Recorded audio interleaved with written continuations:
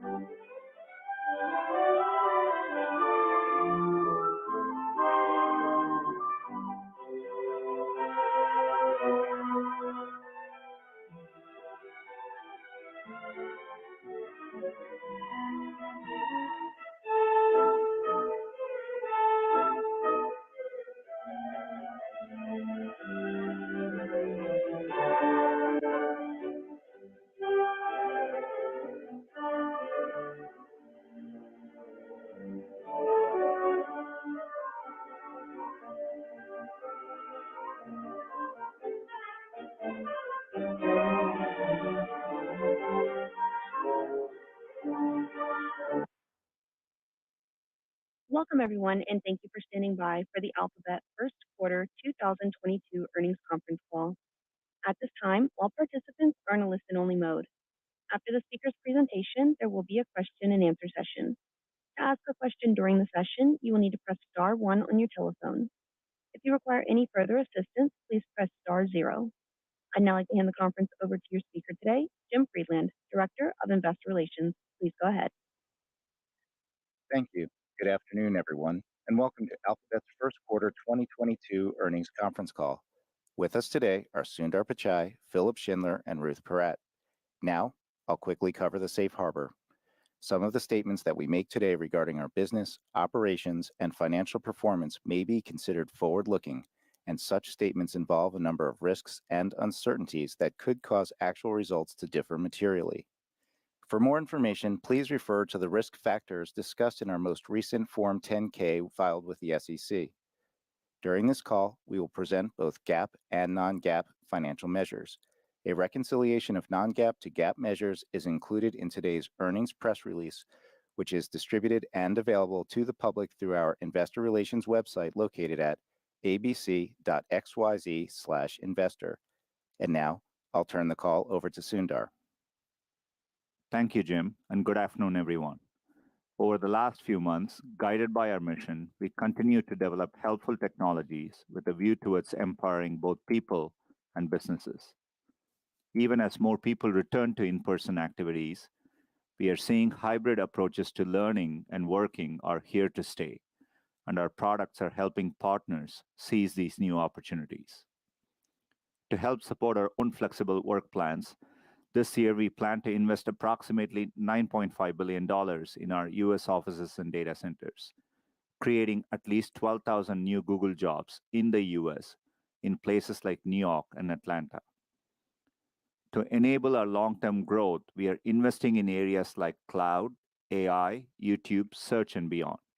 In 2020 and 2021 combined, we invested $40 billion in research and development here in the U.S. Beyond the US, we have announced new office investments in London and Warsaw and a new product development center in Nairobi. We are excited for the product development they will support. We'll share more about these investments at Google I/O, our annual developer conference on May 11, and I encourage you to tune in. Turning now to product highlights. AI continues to be at the heart of our core search and information products. We launched multi-search in Google Search this quarter. It's a new way people can find what they need using both images and words. For example, you can snap a photo of a shirt pattern and then type the word green to find a green shirt with that pattern. We also shared new features in Search to help people find healthcare providers who take their insurance and book appointments online. With ads automation, search ads powered by AI are helping our customers quickly respond to the market conditions most relevant to their business. Philip will discuss this in more detail. Let's move to YouTube. We continue to support our community of creators, advertisers, and viewers.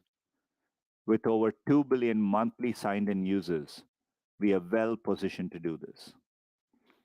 YouTube, over the past 2 years, has seen significant growth and has become a central destination for entertainment, learning, and educational content. And even as people have returned to in-person activities, time spent on YouTube has continued to grow.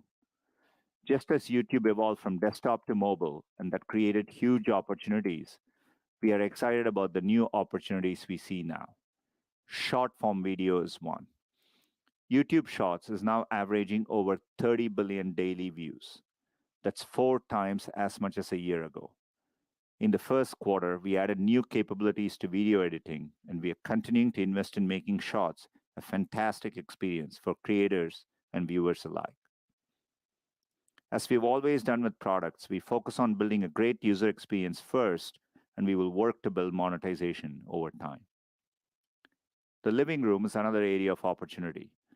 On average, viewers are watching over 700 million hours of YouTube content on televisions every day. And in the year ahead, we will give YouTube's connected TV viewers new smartphone controlled navigation and interactivity features, allowing people to comment and share content they are watching on television directly from their devices. Turning next to our computing platforms. A few weeks ago, we marked a big milestone, our 100th release of Chrome and Chrome OS. Over the years, we have worked with developer and OEM partners to improve speed, simplicity, and security and move the web forward.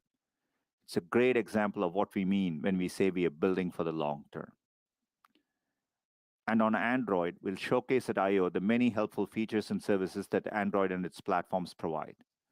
Over the coming years, we will continue to invest in new form factors, seamless multi-device experiences, and raising the bar for user privacy, while giving developers the tools they need to succeed on mobile.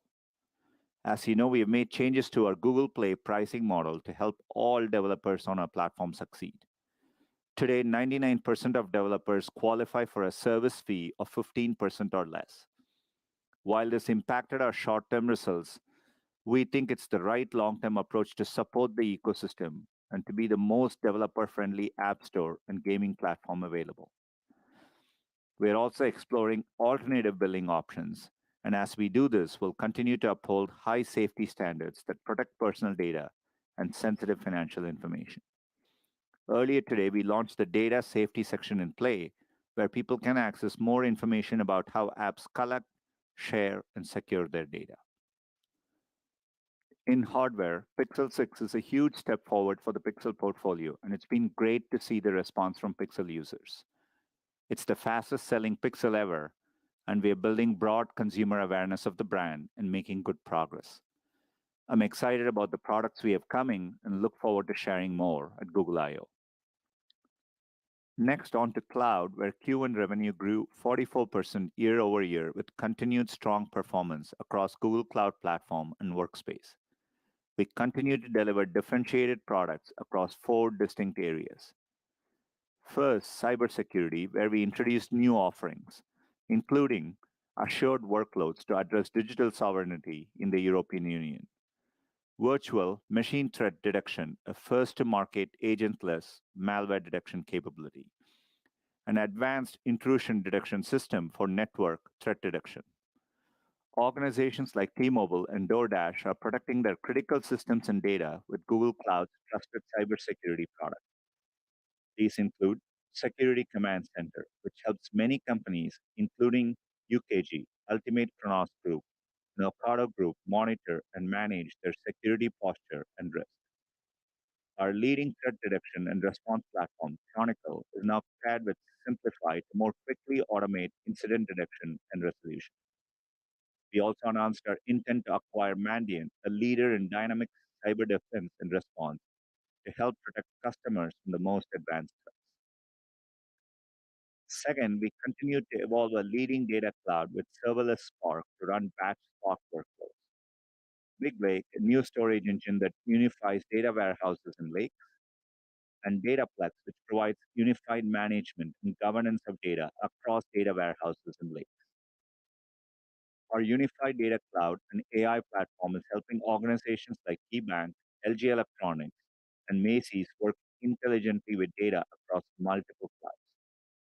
BigQuery, our leading solution for analytics, is helping customers like Kraft Heinz, Mercado Libre, and Verta help create more personal consumer experiences.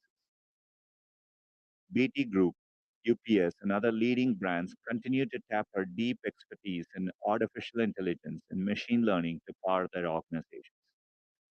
This includes our contact center AI platform, which helped the Home Depot improve their call containment by 185%, creating a more positive customer support experience. We are proud to share that more than 700 technology partners power their applications with our data cloud. Third, our open, secure infrastructure remains a differentiator as it enables customers to run their workloads and apps where they need them. This is winning global brands like Dun& Bradstreet, Boeing, and Kyocera. Our product leadership continued with the release of Tau VMs, which powers price performance that's more than 40% better than any other leading cloud. And Google distributed Cloud Edge, a new edge solution designed to run telecommunication networks at scale, which is helping Bell Canada evolve its 5G network. And we further expanded our regional footprint globally. Leading companies like Mahindra are choosing us for large-scale IT transformations and migrating their data centers to Google Cloud. While Sony's Crunchyroll uses our infrastructure and networking capabilities to power the largest anime streaming service in the world. Our scalability enables Ninja Van, the leading logistics provider in Southeast Asia, to handle more than 10x their normal traffic during peak times. Finally, we continue to advance Google Workspace. To support hybrid work, we recently introduced new collaboration features, including bringing Google Meet directly into Google Docs, Sheets, and Slides. You can now see and hear your team as you collaborate in real time without the need to schedule meetings. Google Meet can now live stream to up to 100,000 people who can also participate in Q&A and polls. We also launched the next wave of innovation in Google Docs with Smart Canvas, including auto-generated summaries and pageless format in Docs, Smart Chips, and automating workflow using Gmail.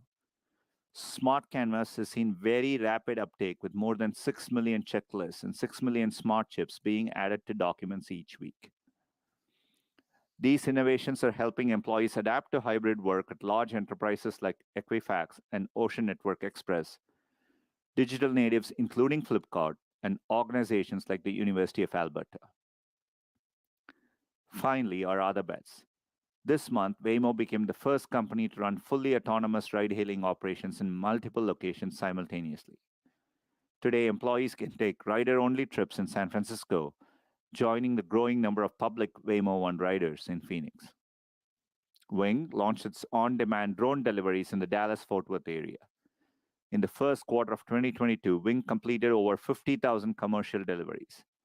That's up more than 3x year over year. As you know, sustainability continues to be a big focus for us. In addition to our own ambitious goals to operate on 24/7 carbon-free energy by 2030, we recently joined Frontier, a new coalition with Stripe and many others, jointly committing more than $900 million to accelerate carbon removal solutions. Before I close, we remain deeply concerned about the war in Ukraine and the humanitarian crisis unfolding in the region.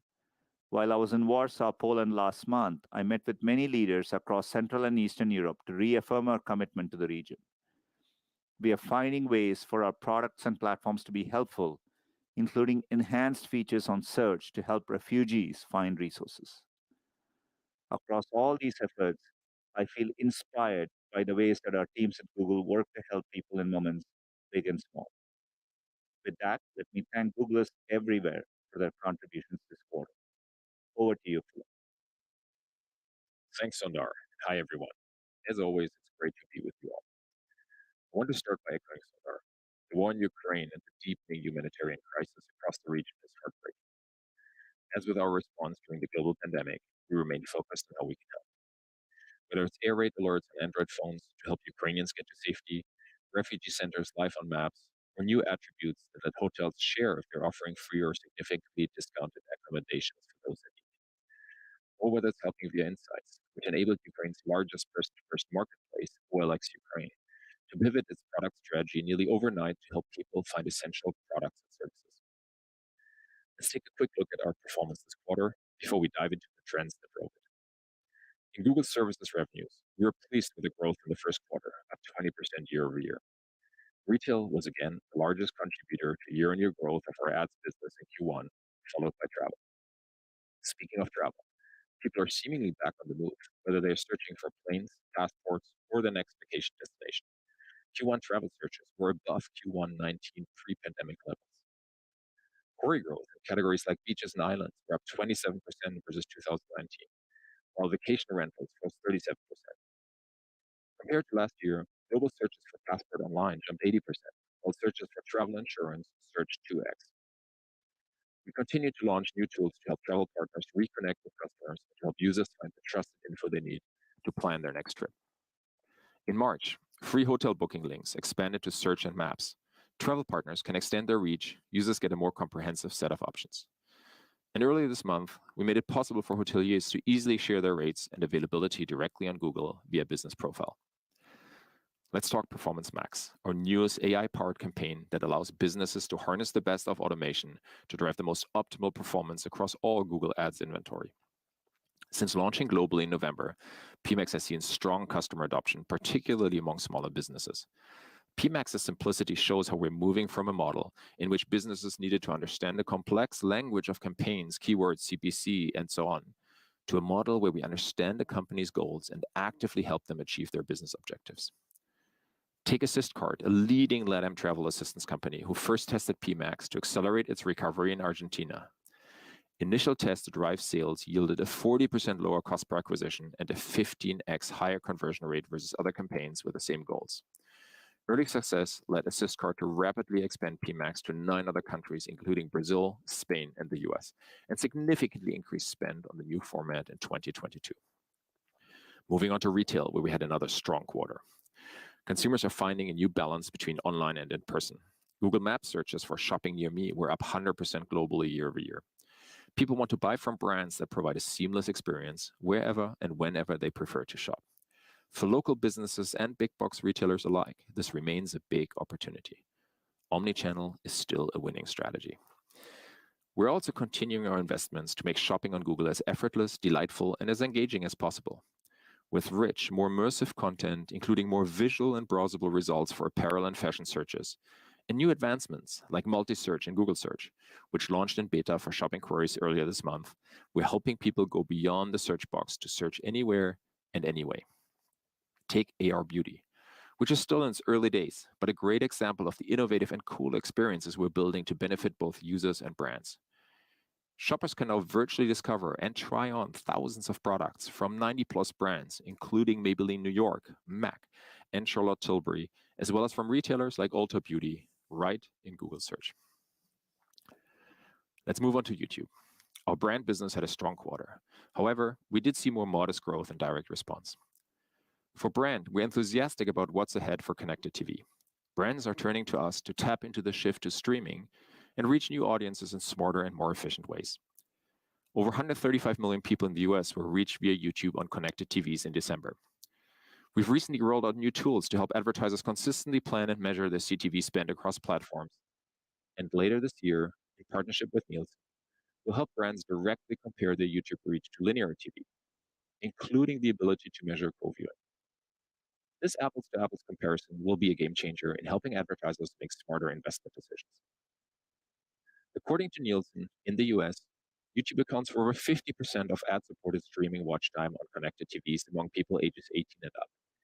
And over 35% of viewers in this group can't be reached by any other ad-supported streaming service. In other words, we're seeing that when users choose to watch ad-supported CTV, they choose to watch YouTube, and YouTube delivers CTV audiences that advertisers can't reach anywhere else. Brands are taking notice, like Warner Brothers, who leaned into YouTube to help drive awareness among key audiences for the Batman.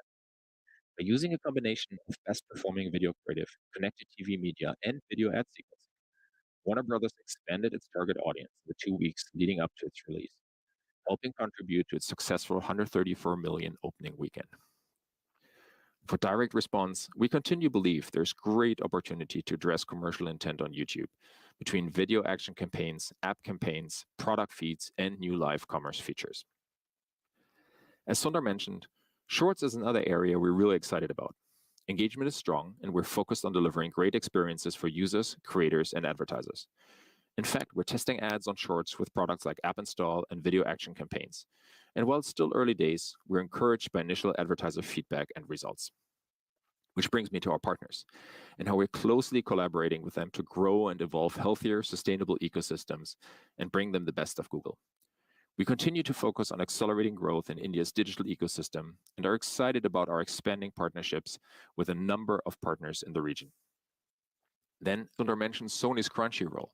Beyond cloud, We're working across Android, Google Play, Google TV, and more to help Sony and Crunchyroll acquire and retain more users and fans and strengthen its leadership in the direct-to-consumer anime streaming market.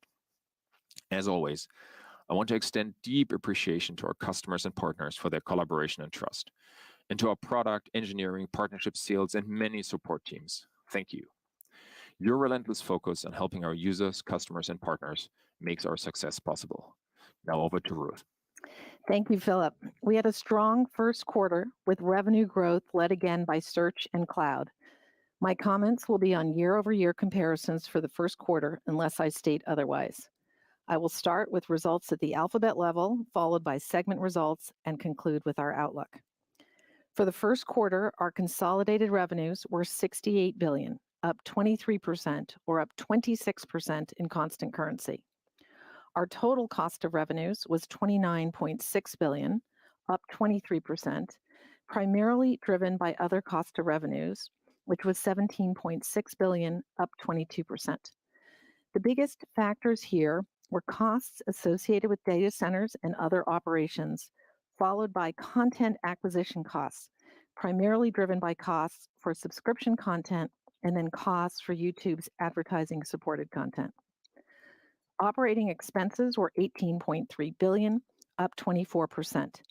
Headcount growth was the primary driver of expense across all three categories: research and development, sales and marketing, and G&A. Growth in sales and marketing also reflects an increase in advertising and promo expense as we ramped back from the lower levels of spend last year. Operating income was $20.1 billion, up 22%, and our operating margin was 30%. Other income and expense was a loss of $1.2 billion, which was driven by unrealized losses in the value of investments in equity securities, given market volatility. Net income was $16.4 billion. We again delivered substantial free cash flow with $15.3 billion in the quarter and $69 billion for the trailing 12 months. We ended the quarter with $134 billion in cash and marketable securities. We repurchased a total of $52 billion of our Class A and Class C shares in the last 12 months. Let me now turn to our segment financial results. Starting with our Google Services segment. Total Google Services revenues were $61.5 billion, up 20%. Google Search and other advertising revenues of $39.6 billion in the quarter were up 24%, led again by retail, followed by continued recovery in travel. YouTube advertising revenues of $6.9 billion were up 14%, reflecting ongoing strong growth in brand and more modest growth in direct response. The deceleration in the year-on-year growth rate primarily reflects lapping of the exceptional performance of direct response that we called out in the first quarter of 2021. Network advertising revenues of $8.2 billion were up 20%, driven by AdSense and AdMob. Other revenues were $6.8 billion, up 5%. The growth rate reflects substantial growth in YouTube non-advertising revenues, driven by subscriber growth in YouTube Music and Premium and YouTube TV, which were largely offset by a year-on-year decline in Play revenues, primarily as a result of the pricing changes that we've discussed with you previously. In terms of costs within Google Services, TAC was $12 billion, up 23%. Google Services operating income was $22.9 billion, up 17%, and the operating margin was 37%. Turning to the Google Cloud segment, revenues were $5.8 billion for the first quarter, up 44%. GCP's revenue growth was again greater than Cloud's, reflecting significant growth in both infrastructure and platform services. Strong revenue growth in Google Workspace was driven by solid growth in both seats and average revenue per seat. Google Cloud had an operating loss of $931 million. As to our other bets for the first quarter, revenues were $440 million and the operating loss was $1.2 billion. Let me close with some comments on our outlook. We're pleased with our strong results in the first quarter, which reflect the benefit of investments we've made over many years. We remain committed to investing to continue to build helpful technologies in support of long-term growth, notwithstanding the uncertainty in the global outlook. The most visible reflection of our focus on long-term performance is our continued investment in talent and compute capacity across the company. In terms of outlook by segment, for Google Services, the revenue growth rates we delivered in 2021 in our advertising businesses benefited from lapping the COVID-related weakness in 2020. Obviously, we will not have that tailwind for the rest of this year. As discussed in prior calls, the largest impact from COVID on our results was in the second quarter of 2020, which means that in the second quarter of 2022, we will face a particularly tough comp as we lap the recovery we had in the second quarter of 2021. Additionally, the second quarter results will continue to reflect that we suspended the vast majority of our commercial activities in Russia. Within other revenues, in the first quarter, the substantial growth in YouTube subscription revenues was offset by a decline in Play revenues versus the first quarter last year due to the fee changes we previously announced. These fee changes will continue to affect our results throughout 2022 until we lap the introduction of the changes. Turning to Google Cloud, Cloud's performance in the first quarter reflects growing deal volume and strength across multiple industries and regions. Customers are increasingly choosing Google Cloud to help them digitally transform their businesses using our global infrastructure offerings, our data analytics and AI capabilities, and the collaboration benefits of Workspace. We continue to invest aggressively in cloud, given the sizable market opportunity we see. At the Alphabet level, reported revenues in the first quarter reflect that the US dollar strengthened versus last year, with a 3-point headwind in Q1 compared with a 2-point tailwind in the first quarter of 2021.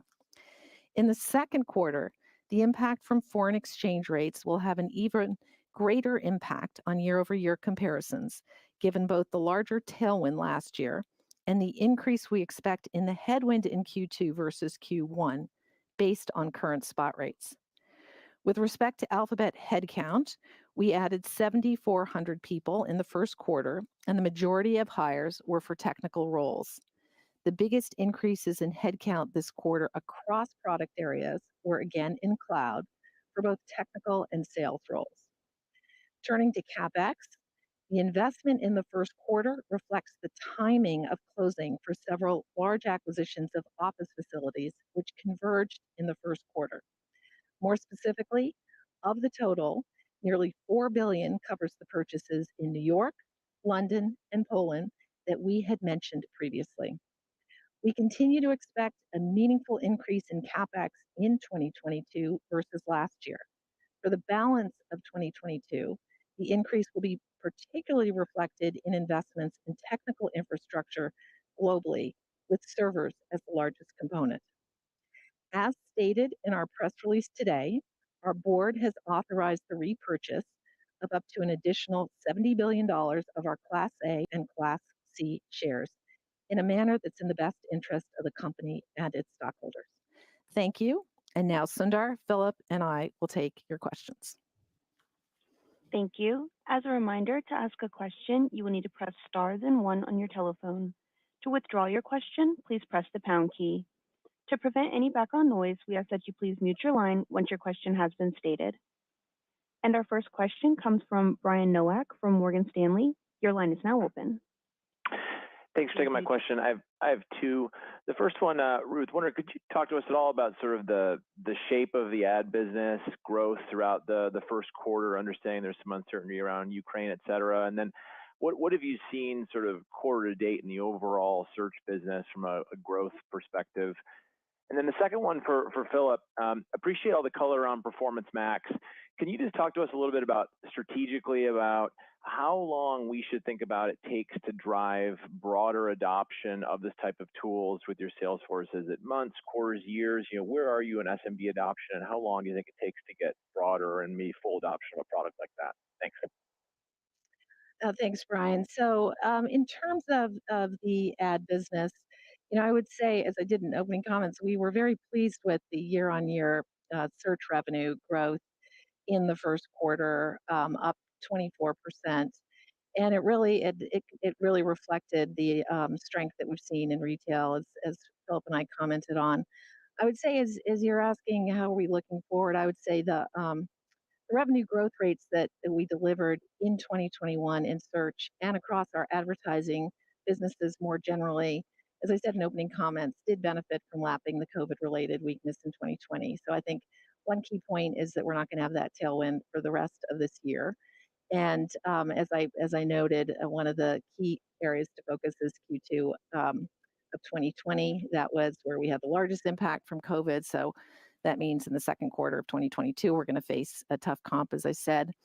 I would say, in addition, the second quarter results are going to continue to reflect that we suspended the vast majority of our commercial activities in Russia. And then I noted the impact of foreign exchange. So as we're looking at it generally, we feel good about what we're doing in the business. A couple of key points that I called out there. And to your question on Performance Max, which we covered last quarter as well, maybe just a quick recap. It really brings together the best of Google's automation to help advertisers maximize their reach and efficiency across our channels. Using the same input, we can now serve campaigns on multiple inventory formats, expanding an advertiser's reach with the same effort. And by the way, just today, we announced new features for Performance Max, including new customer acquisition goals, new campaign level insights, more details about the one-click upgrade tool for smart shopping and local campaigns. So we're very, very committed to helping Performance Max deliver for our advertisers, and have been very open to advertiser feedback, how we can do this. And specifically on your time access, I don't think there's a material difference to the time access that we've looked at in previous rollouts, as always focused on generating the maximum value and performance for our advertising partners. Great. Thank you both. Thank you. And our next question comes from Eric Sheridan from Goldman Sachs. Your line is now open. Thanks so much for taking the question. Maybe one follow-up to Brian's question. Other industry players have called out pockets of weakness in brand advertising globally in the quarter that you just reported. Did you see any of that from a volatility standpoint, especially around maybe the war in Ukraine for a period of time in March? And then sticking with all the commentary you gave on YouTube, how should we be thinking about the strategic goals of driving longer engagement and user growth and monetization for YouTube against some of the initiatives you called out versus how to think about the performance of the business as we go through 22, short form video versus long form video, or maybe mix of direct response versus brand advertising? Thanks so much. So I'll start on the first question and revenue impact. I think you were asking from the war and anything else that was relevant there. I would say the most important, as both Sundar and Philip said, is what a tragic humanitarian crisis this is. And across Google, we're doing a lot to provide support. In terms of revenues, the most direct impact is the fact that we suspended the vast majority of our commercial activities in Russia, as we announced in early March. And to your question, about 1% of Google revenues were from Russia in 2021, and that was primarily from advertising. In addition, from the outset of the war, there was a pullback in advertiser spend, particularly on YouTube in Europe. So a couple of impacts from the war. I guess over to Philip with respect to YouTube and trends there.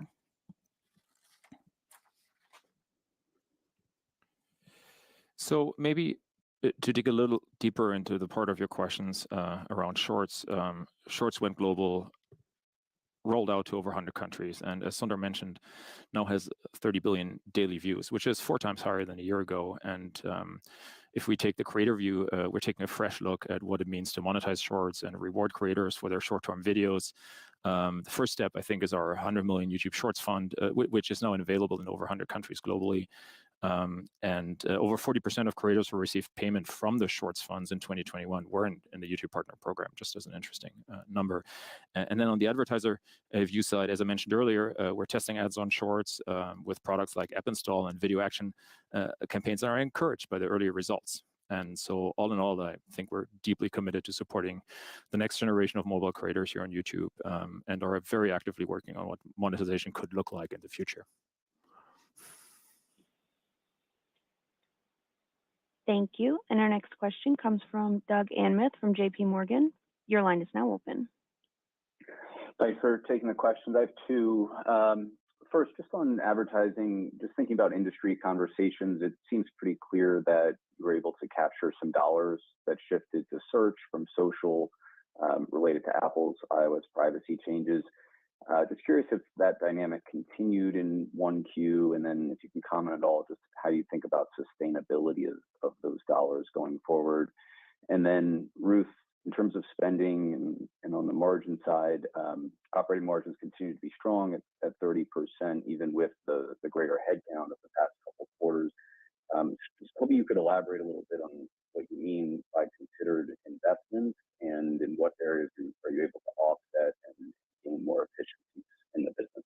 Thanks.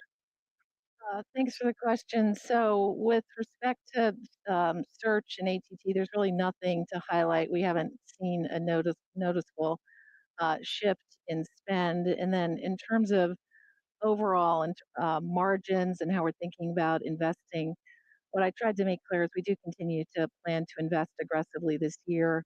I made that point in opening comments with respect to both ongoing hiring at a rapid clip, as well as ongoing investment in technical infrastructure. And I would say, in terms of margins, we do remain focused on investing for long-term value creation. And as we noted last year, in 2021, our margins did benefit from substantial revenue growth, while at the same time, expense growth ramped more gradually during the year. And in certain respects, as we talked about last year, margins benefited from what I describe as a bit of a timing difference between revenue growth and expense growth. And there were two other benefits worth calling out that we talked about last year that affected operating margin.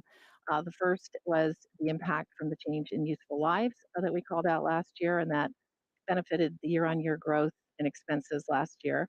And the second was the impact of foreign exchange, which was a tailwind last year, but as I noted, has flipped to a headwind given the strength of the US dollar. And as a reminder, the impact of foreign exchange is greater on operating income than it is on revenue, given our expense base is weighted toward the US, with most of our R&D efforts located here in the US. So, the main thing is the key point. We are very focused on long-term value creation, and in our view, given the opportunities we see, there are some key investments that we're continuing to make. Thank you. Very helpful. Thank you. And our next question comes from Justin Post from Bank of America Merrill Lynch. Your line is now open. Great. Thank you. A couple things. First on YouTube, it's quite a ramp in shorts activity. Has that been a little bit of a headwind for growth as you ramp that up? And we can try to guess on monetization later. And then secondly, when you think about regulation in Europe, there's a lot of headlines about the Digital Market Act and other things. How do you think about the regulatory environment and the evolution over the next couple of years? Thank you. Thanks for the question. So in terms of YouTube, I think there are a couple questions in your question. In terms of the deceleration in the year-on-year revenue growth rate relative to the first quarter, the largest factor was lapping an exceptionally strong quarter in direct response, as we noted last year. In addition to that direct response lapping, there were a couple of other items worth noting. First, as I've already mentioned, the war that did have an outsized impact on YouTube ads relative to the rest of Google, and that was both from suspending the vast majority of our commercial activities in Russia, as well as I noted earlier, the related reduction in spend primarily by brand advertisers in Europe.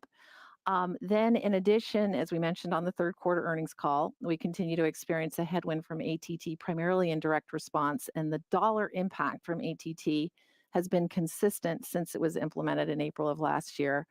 And then there's the FX headwind I've already commented on. I would say to the other part of your question, we're experiencing a slight headwind to revenue growth as Shorts viewership grows as a percentage of total YouTube time. We are testing monetization on Shorts, and early advertiser feedback and results are encouraging. and the team is focused on closing the gap with traditional YouTube ads over time. So we're excited about the new opportunities with Shorts, but a slight headwind. On the second part of the question about DMA and regulation, we support a number of DMA's goals, including expanded consumer choice, interoperability. Obviously, the implementation deals will be important, and we are still, it's too early to tell, but we'll be working as we have done for the past many years. We'll be engaging constructively, including regulatory dialogue, to understand and make progress. Great, thank you. Thank you. And our next question comes from Mark Mahaney from Evercore ISI. Your line is now open. Okay, I'll stick please with YouTube questions. That kind of brand softness in Western Europe, Ruth, does that look like that has already abated, or does that look like that's continuing? And if you step back and just look at overall YouTube usage, and I know you mentioned some numbers in the prepared comments, just given the much broader array now, I think, of content options, including in short form video and long form video, are you seeing the overall growth, any impact on the overall growth in YouTube users or in engagement per YouTube user? Thank you. So in terms of the first question, impact from the war, I think it's too early to comment. Tragically, it is still ongoing, so too early to comment there. And then overall, in terms of YouTube and engagement, I noted on both YouTube's advertising business as well as the subscription businesses, the performance there. I'd say over the past few years, we've seen significant investment in online video. There's been a ton of innovation. We think innovation is positive broadly. We continue to benefit from the fact that there are 2 billion logged in viewers who visit YouTube every single month, and people are creating content on YouTube at a very active rate. We're really pleased with what we see there, and our team does remain focused on innovating and helping creators grow. As Sundar said, Shorts now has 30 billion daily views. That's 4 times higher than a year ago, and I think that really goes to your question about the level of activity that we're seeing. Thank you. Thank you. And our next question comes from Michael Nathanson from MoffettNathanson. Your line is now open. Thanks. I have one on YouTube, of course, and then one for Ruth. On YouTube, I think what we're hearing is that there's an emerging concern that TikTok is a competitor to YouTube's mobile position. And I know you call out the strength of Shorts, but can you talk big picture if you're seeing any meaningful shift in consumer demand for mobile YouTube products and any type of advertising maybe shift on mobile because of TikTok. And then to Ruth, it's an odd quarter because if you look at APAC, the APAC region underperformed EMEA, which had Russia and Ukraine in there. Is there anything you want to call out about Asia Pacific this quarter? Well, why it could have been softer, or any other product that may have led to a bit of a slower quarter for APAC? Thanks. Look, maybe I start on the first part of your question, and it's very similar to what Ruth said before. We've seen significant investment in online video, and there's been a ton of innovation, but there are 2 billion plus logged-in viewers who visit YouTube every single month, and more people are creating content on YouTube than we've ever seen before, and the team remains very focused in trying to help creators grow, trying to innovate. Just to give you a number, the 2021, the number of YouTube channels that had made at least $10,000 in revenue was up more than 40% year over year, and we're heavily investing in Shorts and the connected TV and shopping. You heard the stats from Sundar on the 30 billion daily views. So we continue to invest in new monetization options for creators beyond ads are a big part of what we're doing. And as I said before, testing ads on Shorts are encouraged by initial results. Geographic color, just to even broaden out your question a bit more and go through the various regions. So in the U.S., we were pleased with the 27% year-on-year growth, and I think nothing to call out there. In Europe, as you noted in your question, the slightly bigger impact from the war in Ukraine than in other regions. And then the sizable delta between fixed and floating really reflects the meaningful strengthening of the dollar versus the euro. I guess to the heart of your question with respect to APAC, the main thing there is to take you back to a year ago. We were lapping a substantial 39% growth rate in constant currency. And so this really reflects, lapping that sizable growth relative to more muted ads performance in APAC this first quarter. And it really takes you just back to last quarter. In other Americas, it was much more about the FX headwind more than anything else. Thanks, Ruth. Thank you. And our next question comes from Brent Thill from Jefferies. Your line is now open. Good afternoon. For Sundar, just on Google Cloud, if you could just walk through the next leg of growth, where you're most excited for the rest of 22. Thank you. Well, thanks. Look, overall, across the board, I'm excited because, you saw in my earlier remarks, there is a lot of product innovation across the key areas, be it data analytics, cybersecurity, our open multi-cloud, as well as Google Workspace. So when I look at the innovation, the product pipeline, and the overall demand we are seeing and how early our journey is, there's definitely a lot to look forward to. Cybersecurity has been a particular focus. We obviously are excited about our acquisition of Mandiant, which I think will help us serve customers deeper as well. But overall, the execution has been great. We are scaling up, particularly in our go-to-market as well, and I think that will play out well. And over time, as we focus on converting bookings to consumption as well, I think it'll play out well. Taking a long run view and methodically scaling up and executing better. So that's what I'm excited about.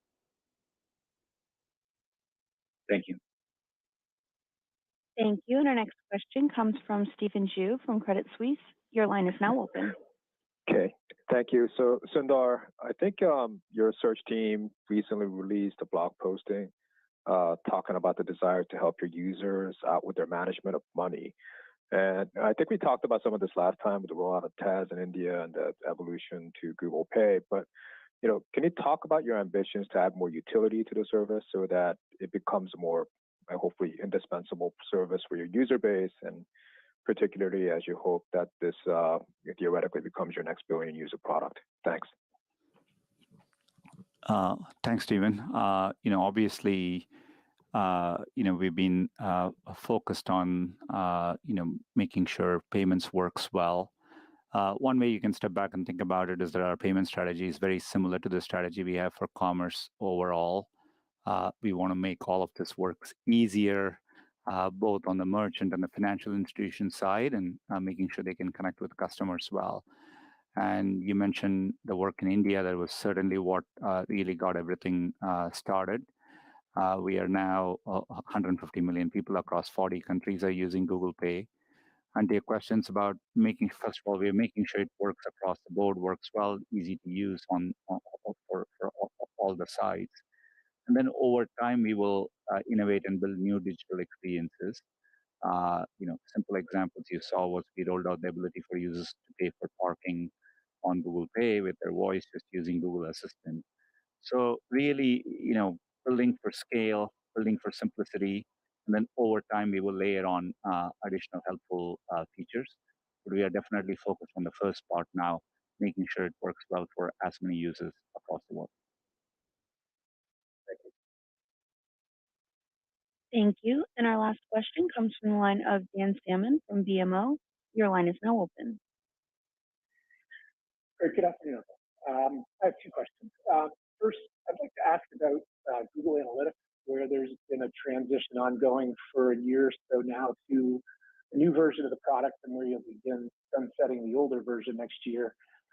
That's always a really important tool for advertisers and publishers to measure the impact of your advertising. So could you tell us a little bit more about those changes, how they may or may not be related to the deprecation of cookies in Chrome, and how you plan to ensure it's a smooth transition? And then second, one last one on YouTube. You mentioned the strong performance in subscriptions, Ruth. Any products that you would highlight that are driving that strength in particular? Thanks. So I can take the one on the Google Analytics side. This is something we've been working on for a very long time. There is no specific relation to what you've mentioned. This is one of the normal upgrades to our products that we're doing on a quite regular basis. We're very excited about it. Advertisers are excited about it. Our partners are happy about it. So this is, this is a nice one. We like it. And then in terms of the YouTube subscription businesses, as I said, they continue to deliver substantial revenue growth, and that was driven by subscriber growth for both YouTube TV as well as YouTube Music and Premium. So pleased with what we're seeing there. Okay, thanks. Thank you. And that concludes our question and answer session. I'd like to turn the conference back over to Jim Friedland for any closing remarks. Thanks everyone for joining us today. We look forward to speaking with you again on our second quarter 2022 call. Thank you and have a good evening. Thank you.